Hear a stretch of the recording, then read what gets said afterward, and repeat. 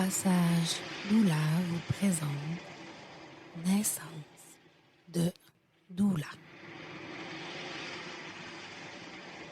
Il me fait plaisir de vous accueillir pour les 30 prochaines minutes.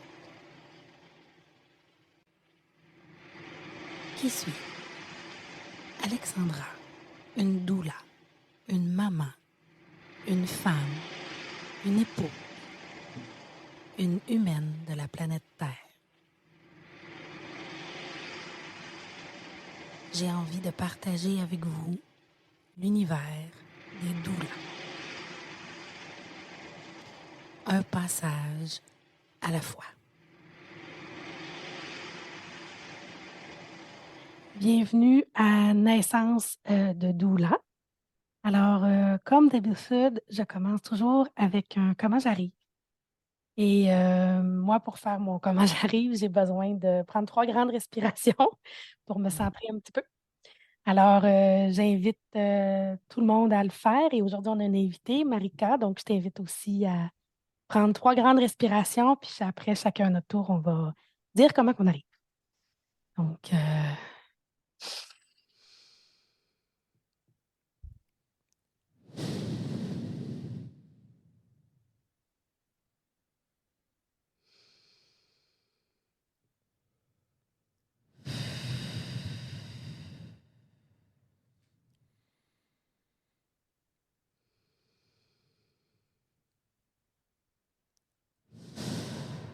merci. Comme d'habitude, ça me fait toujours du bien.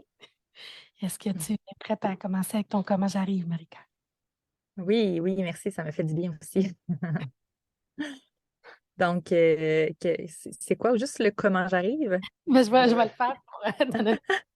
Donc, juste pour dire comment on se sent là, sans faire toute une OK. histoire. Donc, moi, j'arrive un peu stressée parce que les technologies m'ont lâché un petit peu ce matin et aussi un petit peu fébrile parce que je suis en garde pour une maman qui est vraiment sur le bord d'accoucher. Là, elle est rendue à 46 jours, je pense. Donc, j'ai toujours une petite pensée pour elle présentement. Donc, j'arrive avec ça, puis je suis super contente aussi de faire une entrevue avec Marika aujourd'hui. Donc, j'arrive comme ça. Merci. Super. Ben, merci de me recevoir. J'arrive avec. J'aime toujours ça partager, en fait, juste pour moi, de la périnatalité, c'est tout nouveau, mais mon Dieu, que c'est un monde que j'adore, puis que j'aime m'instruire, mais j'aime vivre aussi, puis j'aime partager. Donc, euh, fait que j'avais vraiment hâte à notre entretien, en fait. Ah ben, merci.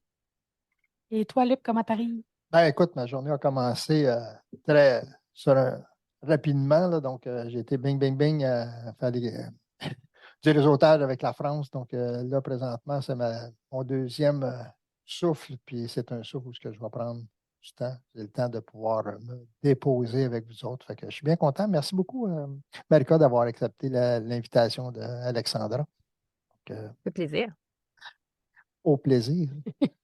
Moi, ce qui m'avait beaucoup attiré sur ta page sur Facebook, c'était que tu avais fait, que tu avais l'air à quelqu'un qui était beaucoup dans la périnatalité, dans la nature, dans respecter la physiologie, en fait, jusqu'à jusqu'à pousser, jusqu'à dire, je ne mets pas de couche à mon enfant tout le temps.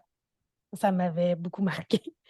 Fait que c'est comment que tout ça a commencé pour toi? J'imagine, comme tu dis, c'est ton premier bébé, donc et, quand on tombe enceinte, il y a plein de choix qui s'offrent à nous. Alors, comment tout ça a commencé pour toi?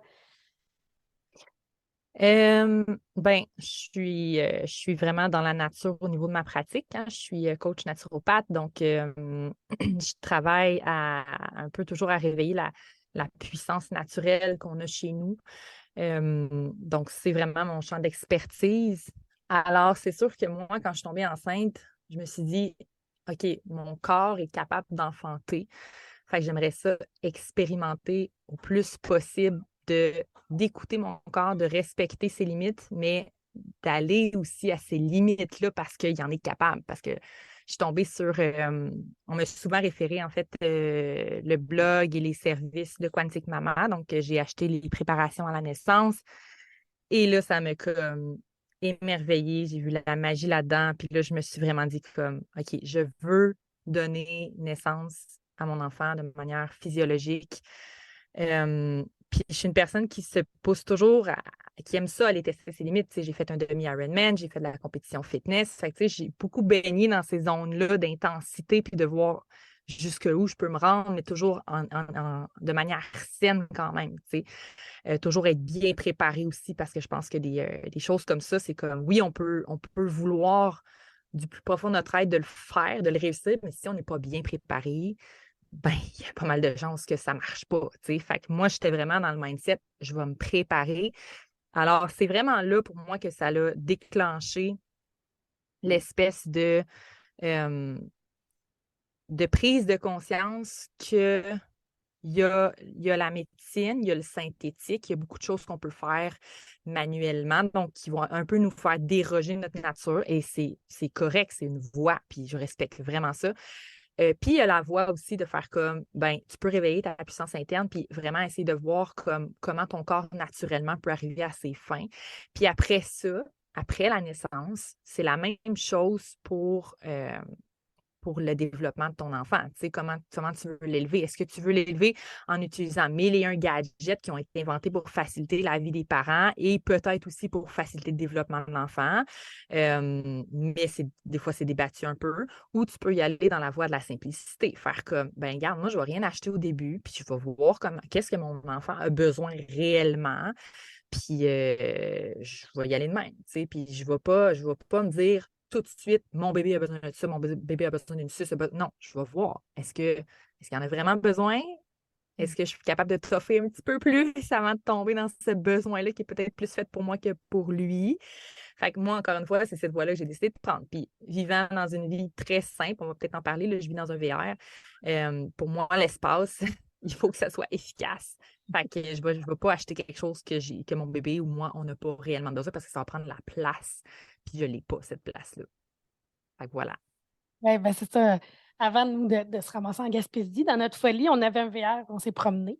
J'ai toujours rêvé d'avoir une mini-maison, fait que je comprends très, très bien. Mhm.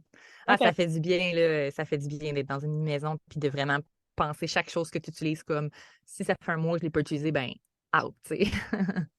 avec un bébé, c'est un méchant défi parce qu'on sait, c'est ça, de nos jours, les enfants, ils ont une chambre remplie de choses qui Ouais, sont remplies pareil. ouais. Moi, il n'y en a pas de chambre, fait que on Ben, coupe ça là.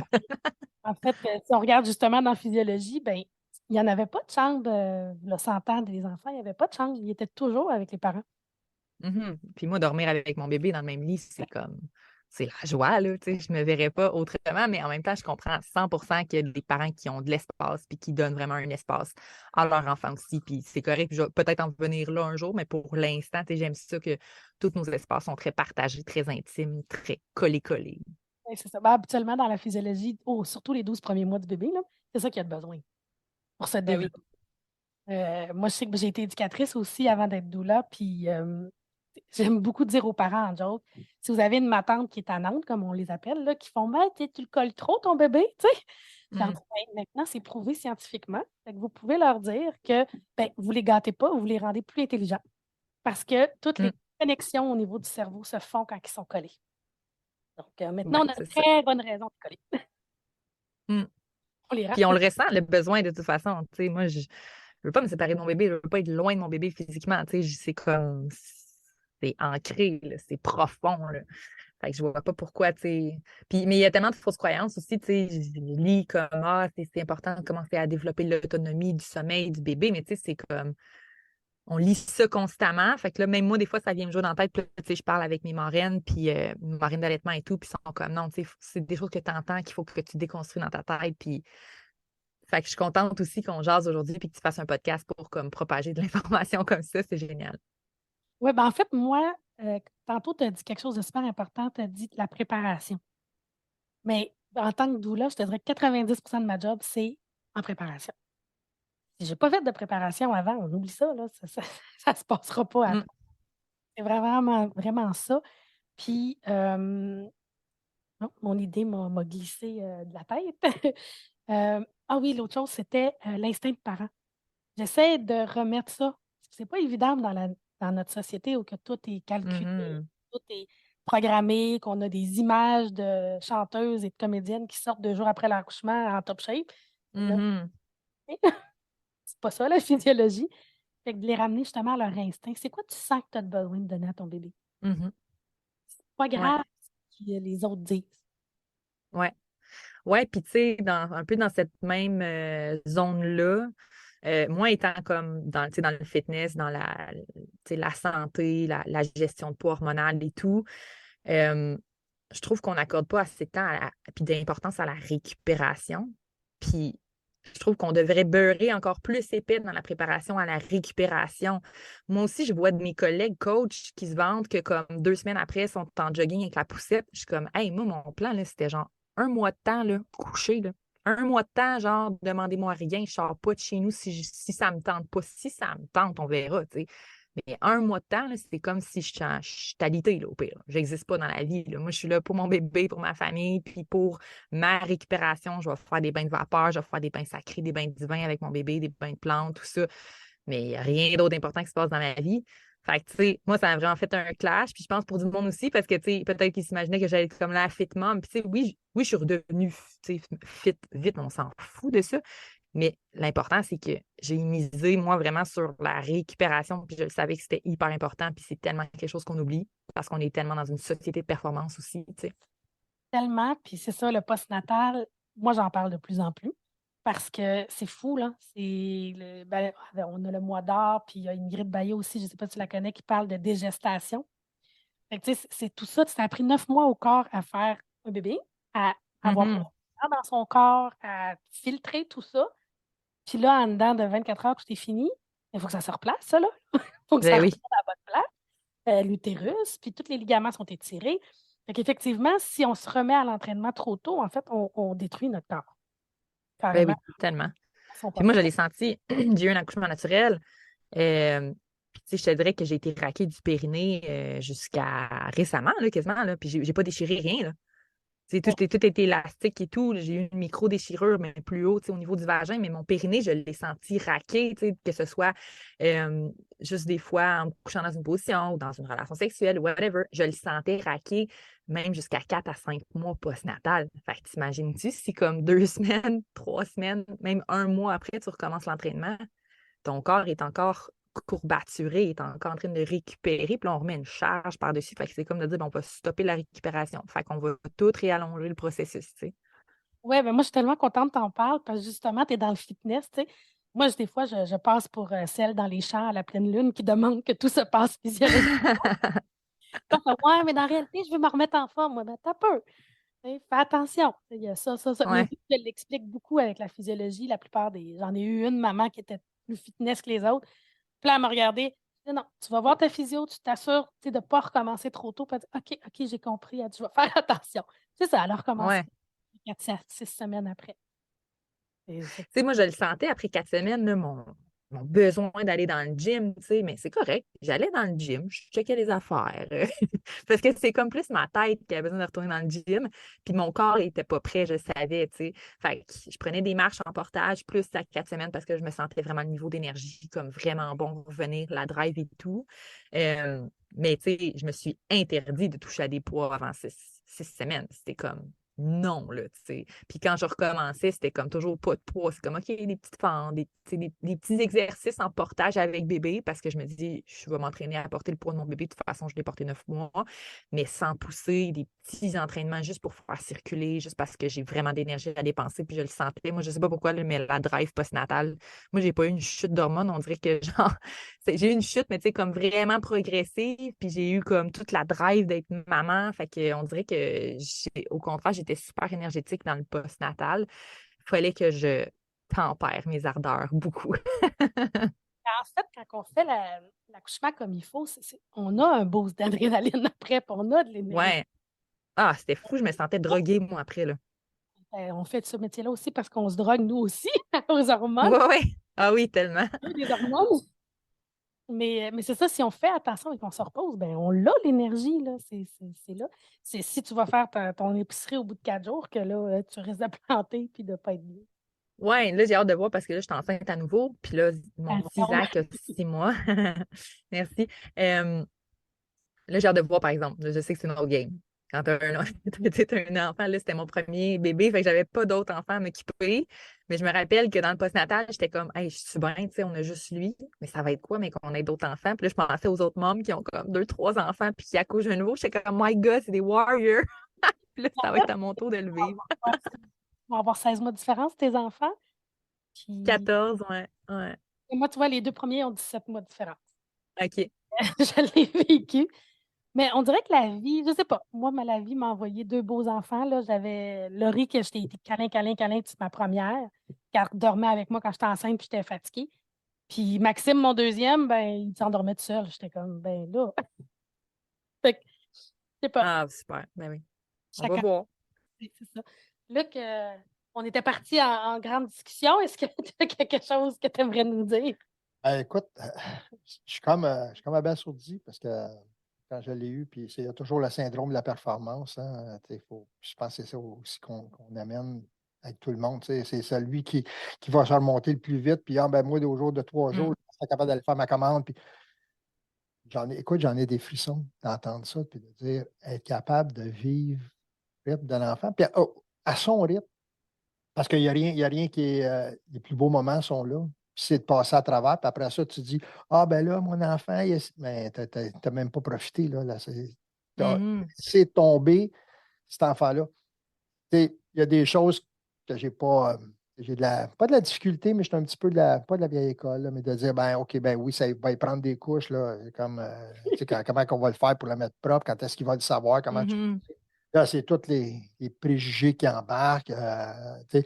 Puis, tu as la chance, sûrement, d'avoir un conjoint qui a dit oui à ça, parce que s'il a été dur à convaincre ton conjoint, parce que moi, je vais partir, c'est l'autre côté, là. Et toi, tu Euh, fais ça, mais ça, lui, il parle de quoi, là? ouais.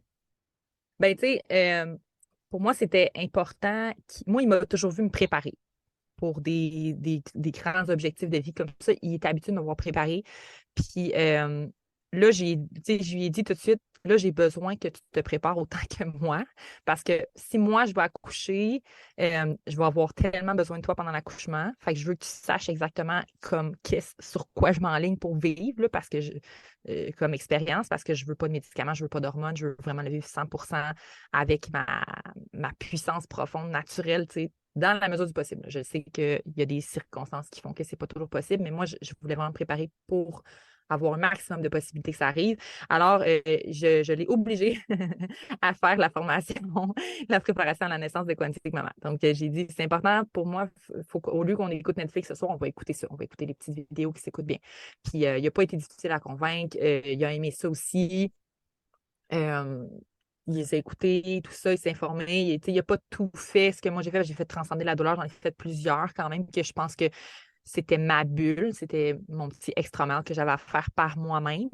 Après ça, tu sais, mettons, tantôt tu disais que mon bébé n'avait pas de couche. C'est pas exactement ça. C'est juste qu'on fait la chenille. Fait que nous, il y a toujours des couches, mon bébé. On ne le pratique pas de manière intensive ou 100% comme on devrait. On le pratique à notre façon. Fait que, tu sais, c'était de mettre le bébé sur le pot de son plus jeune âge. Fait que je savais pas comment mon mari allait réagir avec ça parce que moi, je voulais qu'il soit, tu sais, l'apprentissage de la propreté ou en fait juste que ça soit plus physiologique de faire caca dans un pot que dans sa couche sur lui-même. Que ce soit plus confortable dans sa position de un, physique, puis de deux, tu sais, au niveau de son sentiment de propreté et tout. Je ne savais pas comment elle allait réagir, mais c'est lui qui l'a mis sur le pot en premier à 7 jours de vie. Alors que moi, j'étais comme, ah, peace, là, je suis relax, c'est pas trop, là, finalement. C'est lui qui a fait comme, l'essayer, moi. Puis c'est devenu son petit moment avec Zach. Le matin ou dans la journée, souvent, il me mettait sur le pot, puis on trouvait ça drôle, puis on faisait des petites vidéos. Fait que finalement, c'est même lui qui a pris souvent la, l'initiative de commencer des choses comme ça, alors que moi, je m'en allais comme un peu dans un autre chemin. Il y a des choses que lui, des fois, il faut que je le convainque un peu plus, comme c'est les couches lavables, parce que là, nous autres, on est dans un VR, on vit dans des resorts, puis c'est des buanderies, puis ça coûte comme 4 à 6 piastres US la brassée. Fait que, tu sais, des fois, c'est comme, on se rend compte que ça nous coûte peut-être plus cher que de faire des couches lavables. Fait que, tu sais, des fois, lui, au début, il était moins comme c'est tellement plus facile les jetables. Fait que, tu sais, des fois, on se rend compte à mi-chemin, tu sais, on fait du mix, là, puis c'est correct, là. Fait que, mais sinon, tu sais, je sais que mon mari est super fier de moi, tu sais. moi, j'ai une entreprise en ligne, je suis coach naturopathe, puis lui aussi, il fait des petites tâches avec moi dans la compagnie. Fait que ça devient comme une espèce de compagnie familiale qui fait que je travaille 2 à 4 heures par jour. Lui aussi, même chose. Fait qu'on est toujours avec Zach, on est toujours en famille, on a beaucoup de temps, puis on vit bien, même si on a comme un salaire. Fait que je pense que c'est vraiment une synergie ensemble qu'on a développée. Puis il croit beaucoup en ce que je suis en train d'acquérir comme connaissance puis expérience sur le terrain au niveau de la nature puis des méthodes naturelles. Puis ça l'inspire beaucoup. Puis on est vraiment sur la même longueur d'onde là, dans cette façon-là de voir la vie. C'est que plus on se rapproche des comportements naturels, plus on est en santé. Oui, ben c'est ça. J'ai eu la chance d'écouter une conférence sur la chenille au sommet virtuel postnatal qui a eu lieu il n'y a pas longtemps. Puis j'ai été vraiment surprise parce que, tu sais, c'est ça, moi, je voulais une sage-femme quand que j'ai eu ma petite, mais c'était là 23 ans. Fait qu'on n'était pas tout à fait là encore. Euh, OK. Puis, je voulais des couches lavables, mais bon, c'est ça. J'habitais bien, bien, bien loin. J'habitais dans une ZEC très, très loin. Mais j'avais jamais entendu parler de ça, de la chenille. Puis là, j'en entends parler, puis je fais comme, oh mon Dieu, c'est tellement logique. Puis encore là, la personne qui en parlait était comme, on force rien, on y va avec nature. Si c'est la couche, c'est la couche. Si c'est le petit pot, c'est le petit pot. Mais elle expliquait tout au niveau comment physiologique, justement. Des fois, les bébés, il y a des mamans qui confiaient que les bébés étaient mieux parce qu'ils n'aimaient pas ça, être mouillés puis dans leur caca, les bébés. Non, Ils mais ont non, un c'est ça. instinct de propreté qu'ils perdent parce qu'on les laisse dans la couche. Ouais. Je trouve ça Puis ils ont bien. un horaire. Comme, ils ont un horaire, sauf que ça change. Tu sais, moi, Zach, à chaque matin, depuis de sa naissance à son 5e mois de vie, à chaque matin, c'était son caca sur le pot, son pipi double. Tu sais, il me remplissait le pot un quart. Là, chaque matin, c'était drôle. Puis là, récemment, il y a eu le changement d'heure, la poussée dentaire. On est rendu en Floride. Fait que, tu sais, la luminosité, plus la même. Puis là, on a commencé la diversification alimentaire aussi. Puis là, le matin, c'est fini. Là, maintenant, c'est rendu vers 11 heures. Tu sais, c'est plus en se levant direct. Mais, mais quand même, depuis que c'est 11 heures, mais c'est toujours aux alentours de 11 heures. Tu sais. Fait qu'ils ont quand même un rythme. Si leur routine de jour est sensiblement la même, ben la digestion suit un rythme comme nous, les adultes. Tu sais, en fait, on est censé se lever le matin puis aller à la selle si on a un système digestif qui est optimal, tu sais, parce que ça a travaillé pendant la nuit, le péristaltisme et tout. Fait que normalement, tu te lèves, tu vas te vider. Fait que les bébés, ben, c'est pareil aussi. Puis, ils ont aussi des signaux, tu sais, ils vont justement, vu qu'il est mieux faire sur le pot, ils vont souvent signaler. Mais encore une fois, c'est jamais coulé dans le béton parce que là, vers 6 mois ou vers tel âge, il y a des régressions, tu sais, ils sont tellement comme stimulés par les nouvelles découvertes que là, hop, ils oublient, tu sais. Fait que nous autres, on se fâche pas, tu sais, on est juste comme, wow, c'est pas mal plus fun d'attraper les caca dans le pot, mais bon, c'est bon, on va torcher. Oui, c'est ça, c'est d'autres choses. Mais surtout au début, moi, ça m'a confrontée à mon éducation d'éducatrice à la petite enfance, où on disait on ne met pas les enfants propres avant 2 ans et quelques parce qu'on trouvait que les parents forçaient trop pour l'éducation à la propreté. Mhm. Et j'étais comme, t'as peur, là, vous êtes en train de me confronter. Mais en fait, c'est si l'enfant est habitué le plus tôt possible dans la poursuite de sa physiologie, c'est correct, tu sais. Tout est correct. Ouais. Au Ben début, oui, mais je trouve que ça fait des petites victoires, le fun, tu sais, parce que moi, j'aime tellement ça quand mon enfant, il fait caca dans le pot, genre, à 6 mois, c'est comme le party. Fait que, tu sais, en même temps, je pense que, puis tu sais, je suis pas fâchée quand il fait dans sa couche, pas en tout, tu sais, je veux tout de suite effacer ce genre de comportement-là. Fait que je pense que ça fait du renforcement positif très, très tôt aussi, de faire comme, yay, bravo, tu sais, il a juste fait caca, mais c'est comme célébration tout le temps, tu sais. dans, dans toutes tes idées que tu as eues à travers de ta carrière, y en a-tu une qui était plus folle que les autres ou plus flyée que tu as faite, soit personnelle ou professionnelle? C'est peut-être aussi ce que tu es en train de vivre présentement, mais Euh, plus flyé. My God, c'est une drôle de question parce que j'en ai fait en maudit des affaires fly. ouais, c'est ça, je me dis.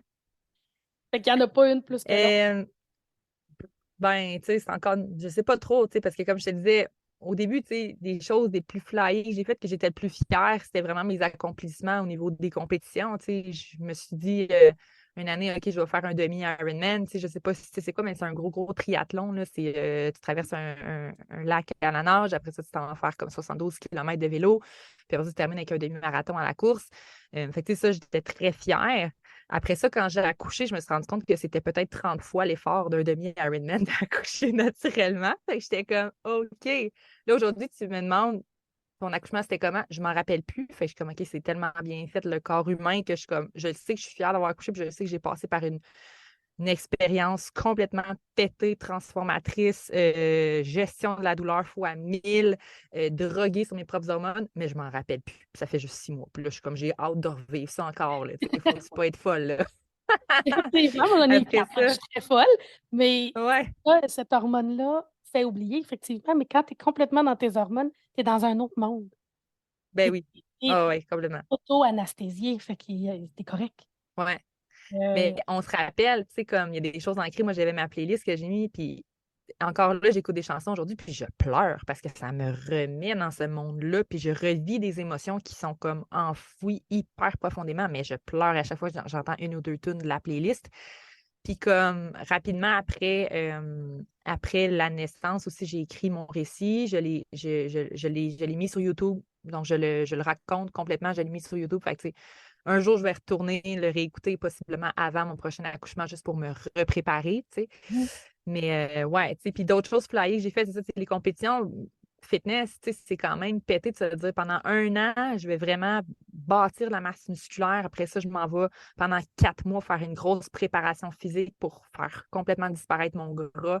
Puis, tu sais, je me suis rendue jusqu'à la catégorie figure, qui est quand même pas. T'as bikini, qui est comme, tu sais, pas trop musclé, juste certaines zones comme épaules, fessiers. Mais t'as figure, que ça demande vraiment plus une masse musculaire, puis un taux de gras très, très, très bas chez la femme. Fait que, tu sais, je me suis rendue là, j'ai eu des podiums. Fait que pour moi, ça, c'est très flyé. Mais je te dirais que la chose la plus flyée que j'ai faite, c'est au niveau professionnel. Quand la pandémie est arrivée, euh, moi, j'avais une boutique de suppléments dans un gym. J'étais coach dans un gym. Je faisais du one-on-one. Mon horaire c'était du 70 heures semaine. Tu sais, j'étais bookée. Puis, quand la pandémie est arrivée, tout est arrêté. Les gyms sont fermés. Puis tout, j'ai fait comme, ah ouais, OK. Je switch tout en ligne. Puis, je m'en vais vivre au Mexique pendant 6 mois. Puis là, je l'ai vraiment connecté avec plein de choses à l'intérieur de moi. J'ai su que j'étais une personne nomade. J'ai su que je voulais vraiment travailler au niveau de la naturopathie. Fait que ça a été le plus flyé. C'était vraiment de faire comme je suis dans la résilience, c'est quelque chose qui m'empêche d'avancer. Fait que je me revire sur un dizaine, puis je continue, mais je grandis vraiment de ça. Fait que, tu sais, c'est grâce à ça en ce moment qu'on est en Floride, on vit dans un VR, on a décidé de fonder une famille, puis que je continue quand même de travailler parce que je suis super dévouée à ma mission de vie, puis que je peux le faire en quelques heures par jour. Fait que, tu sais, je peux comme être enceinte, accoucher, prendre 1 mois off, 2 mois off, mais rapidement, je ressens le besoin de recommencer ma pratique, mais vraiment à mon rythme, puis en étant quand même super là pour mes enfants. Tu sais, quand je décide de fermer mon téléphone, l'après-midi d'aller à la piscine avec mon bébé, je suis comme 100% là. Puis, tu sais, j'ai pas la tête ailleurs, je peux vraiment me consacrer, tu sais. Donc, je pense que c'est ça, c'est le plus flyé, c'est d'avoir fait comme je sors du cadre finalement. C'est vraiment ça. Je sors du cadre, puis je décide de créer ma vie comme je l'entends, vraiment connectée à mes valeurs profondes. oui, c'est pas évident à faire. La pandémie a aidé quelques personnes à faire ça. Euh, Ouais, dont moi, entre autres, où que, à un moment donné, j'ai replongé dans le monde des doulas parce que j'avais suivi mon cours il y a 15-16 ans. Puis là, j'ai fait OK, OK. c'est vraiment ça qu'il faut que je fasse dans ma vie, donc go. Tu sais. Tu parlais de ton accouchement. Est-ce que tu l'as fait en maison de naissance ou Ça, c'est toute une histoire. Oui, je l'ai fait en maison de naissance pour répondre à ta question, mais je prévoyais et je rêvais, je me préparais tellement fort pour un accouchement à domicile. Mhm. Mais la nature a décidé que c'était pas comme ça que ça allait se passer. Et pas parce que mon corps, c'est pas la nature de mon corps, c'est plus grand que mon corps. Il y a eu la tempête du 21 mai où les arbres tombaient et il y a eu, moi j'étais à Prévost, les arbres tombaient chez nous, j'avais une auberge, la pancarte de mon auberge a tombé. C'est une grosse orage qui a duré à peu près 20 minutes pendant que j'étais en pleine contraction. Puis l'électricité a lâché. Et la panne d'électricité a duré jusqu'à 5 jours après mon accouchement. Fait que j'ai vécu mes premiers jours avec bébé comme dans le temps, là. Oui, c'est Pas ça. d'électricité. Fait que les sages-femmes ne voulaient pas venir m'assister à la maison parce que j'avais pas d'électricité. Et j'ai eu aussi quelques trucs physiques comme moi, je me suis rendue à 42 semaines, là, tu sais, juste pour te dire à quel point je me battais pour pas qu'il me déclenche ou whatever. Fait que j'ai brisé les os avec du méconium, donc j'étais devenue une grossesse à risque selon les barèmes de la médecine. Euh, fait que c'est ça, tu sais. Mais je me suis rendue à 42 semaines, puis, tu sais, comme ils me mettaient des rendez-vous. Ah, il faudrait que tu ailles te faire monitoring à l'hôpital. Il faudrait qu'on prenne rendez-vous. On va faire des déclenchements naturels. Fait que moi, je ne voulais pas avoir des déclenchements naturels, mais j'ai accepté de prendre des choses qui allaient susciter le travail d'accouchement en homéopathie. C'est la seule chose que j'ai acceptée. Puis même ça, je pense que ça a dû faire briser mes os prématurément. Tu sais. Fait que j'étais comme, j'aurais peut-être dû juste laisser le temps tout court, mais je me sentais tellement comme si je me battais euh, contre la science actuelle que c'était beaucoup sur mes épaules. Mais je sentais que mon corps était écœuré aussi d'être enceinte, mais en même temps, ça, je pense que c'est fait comme ça, encore une fois. Tu sais. Tu parlais du monitoring puis des échographies. Est-ce que tu en as eu en fin de grossesse ou tu as dit non, je fais confiance? Non, moi, j'ai fait les deux échographies normales. J'ai eu la COVID, puis ils m'ont demandé une troisième, j'ai refusé. J'ai refusé les tests de glucose sanguin, tout ça, là. Non. Fait que j'ai Mais, fait vraiment le minimum de tests, là. je trouve ça super, vraiment bravo.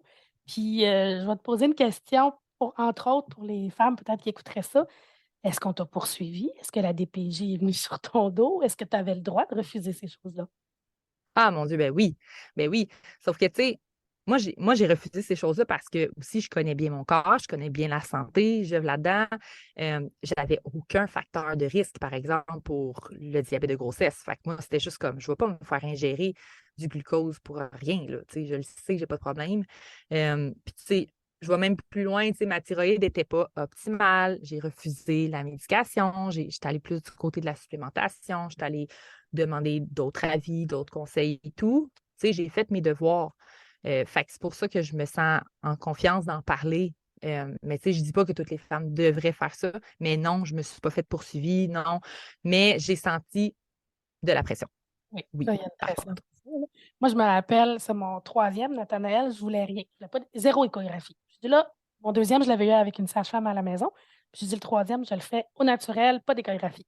Ben, la vie m'a rattrapée. Je pense que j'ai jamais eu autant d'échographie dans ma vie que cette grossesse-là. J'ai eu la cinquième maladie enceinte. Ouais, c'est ça. C'est une maladie qui est dangereuse pour le fœtus. Fait que, en tout cas, je ne contrôlais pas toute l'histoire, mais ça a été dangereux. Je me suis ramassée à Sainte-Justine et bon, ils l'ont sauvée. Fait que ça me réconcilie avec la médecine. Des fois, Hmm. on a Oui, mais oui. Une chance et, qu'elle a, la médecine, tout à et c'est fait. ça. C'est ce que je dis aux parents. Tu sais. Tu suis ton instinct, informe-toi aussi. Et moi, je ne peux pas être une pro dans tout. Fait que si toi, comme parent, tu veux plus pousser un sujet, vas-y. Puis moi, je suis là pour accompagner ce que tu as envie de vivre. Mais souvent, ça fait peur de signer des refus de traitement, de ne pas prendre des examens quand on a le droit. Puis c'est ça. C'est vraiment ce qu'on sent qu'il faut qu'on fasse finalement. Fait que je trouve ça intéressant. La question, je m'en doutais là, que tu n'avais pas été poursuivi, mais il y a vraiment des gens qui ont peur de ça. Donc, d'avoir un exemple de oui, j'ai tenu mon bout, oui, j'ai été informée, puis ben, Ouais. rien d'arrivé. Là. J'ai Ah, eu le puis moi, je cherchais un suivi sage-femme, mais j'étais en suivi médecin parce que j'étais sur la liste d'attente des sages-femmes jusqu'à très, très tard, là, je pense que jusqu'à mon 6e mois d'accouchement, là, tu sais. Fait que je l'avais pas dit à mon médecin, mais moi, je m'enlignais pour un ANA, un accouchement à domicile non assisté, juste avec ma doula. Fait que, tu sais, je me suis beaucoup informée là-dessus. Puis même, une année, il y a une doula qui me dit, tu sais, ça se peut qu'ils veulent t'envoyer la DPJ ou quelque chose comme ça parce que tu n'as pas fait ce qu'il y a de plus sécuritaire pour ton enfant, tu sais. Fait que je connaissais quand même les risques. Euh, Puis finalement, j'ai eu un suivi sage-femme, donc ça a vraiment changé la donne. Mais tout le long de mon accouchement, je me préparais, je pense, en triple parce que je me préparais à accoucher à domicile sans assistante. Fait que, ouais, c'est ça. Oui, c'est ça. Je ne sais pas si tu connais Michel Audin, un médecin Ben retraité. oui. Je pense que tu ne peux pas faire une grosse préparation à la naissance sans entendre son nom, là. Mais moi, je l'aime beaucoup. Puis c'est ça, tu sais, la meilleure place pour accoucher ou qu'il y ait le moins de complications, c'est à domicile. Maintenant, Mhm. comment qu'on organise tout ça, c'est une autre histoire. Puis Ouais. personnellement, je me dis, ben, si toutes les femmes faisaient des accouchements à domicile, ben le système s'organiserait autour de ça et non Oui. la femme se Puis en battrait. fait, tu sais, les salles d'hôpital puis les salles de maison de naissance devraient à 100% être le plus près d'un chez-soi, tu sais. Oui, effectivement. C'est un gros débat qu'on ne partira pas Oui, aujourd'hui, mais au moins de savoir qu'on est capable, en tant que femme, de faire des choix, puis qu'on est libre, puis on a le droit de les faire. Ça, je trouve ça un ouais. très bel exemple. Merci beaucoup de partager ça avec nous. Ça fait plaisir. On approche de la fin.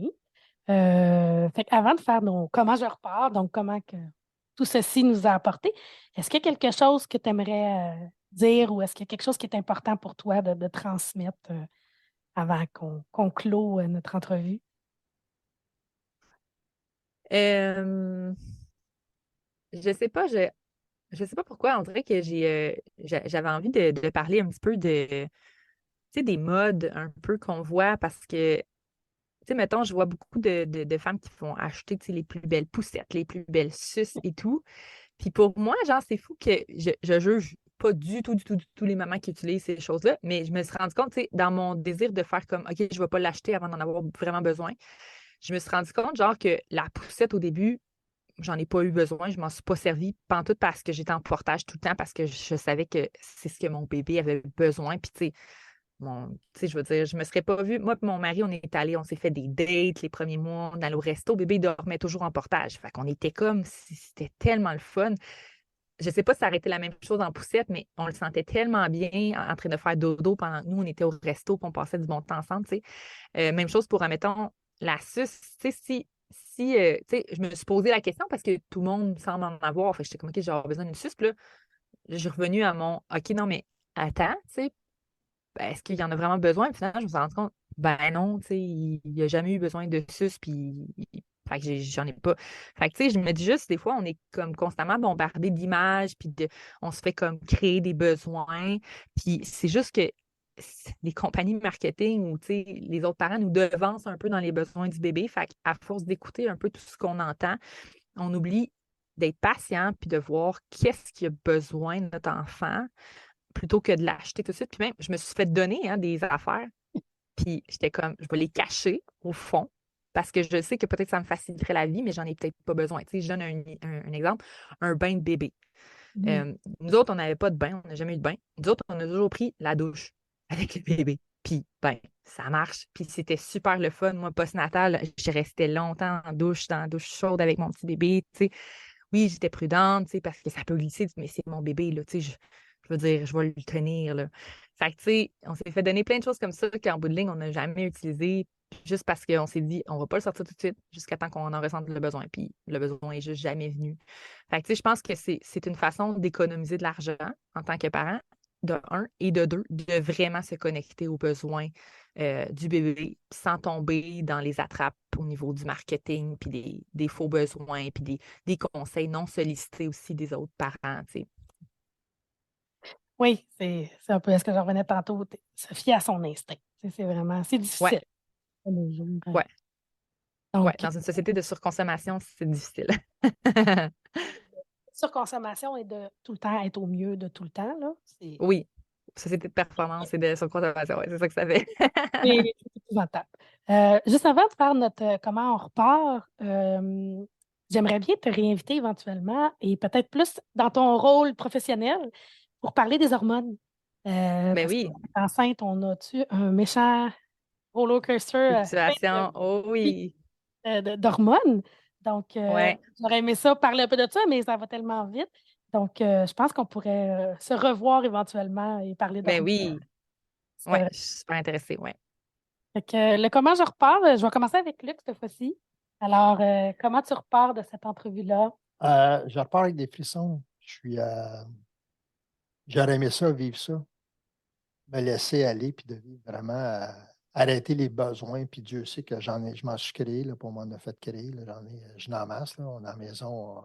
Alexandra ne dira pas combien qu'on avait d'entrepôts là, pour louer. Fait que, ça rentrait vraiment pas d'un VR. Là, c'est fou. Là, puis elle dit, wow. Puis j'ai demandé à Alexandra que tu puisses revenir, mais moi, j'aimerais ça suivre ta deuxième grossesse. Puis que les gens puissent suivre. C'est quoi l'évolution d'un deuxième enfant dans comment tu le vis, comment ça va être, parce que je pense que ça peut donner un petit peu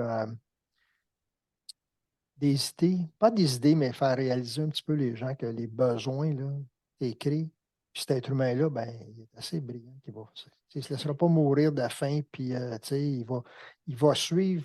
On a tellement besoin de ramener ça comme des petits robots, là, puis s'assurer qu'ils vont rentrer dans une petite case, puis que plus tard, quand tu vas aller à l'école, ben, il va être encore dans la belle petite case, puis là, on appelle ça une classe. Là. Mm. Et quand il va finir, ben, on va finir encore avec une petite case.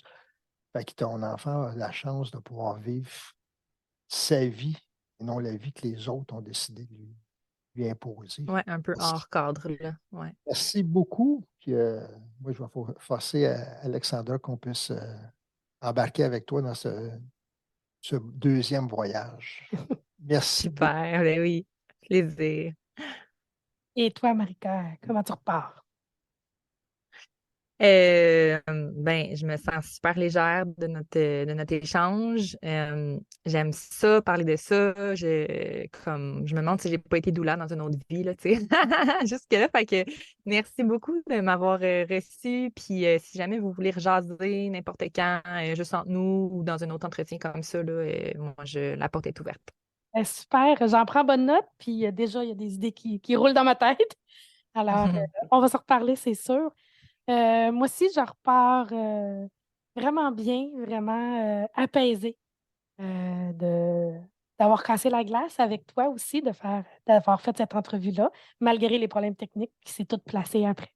Donc, merci beaucoup pour ton ouverture puis ton partage. Puis, c'est sûr qu'on va se reparler. Alors, Super, merci. merci beaucoup d'avoir été là. Alors, pour ceux qui nous écoutent, ben, merci beaucoup de nous avoir accompagnés aussi et ça m'a fait plaisir de vous accueillir pendant cette demi-heure. Merci, au revoir.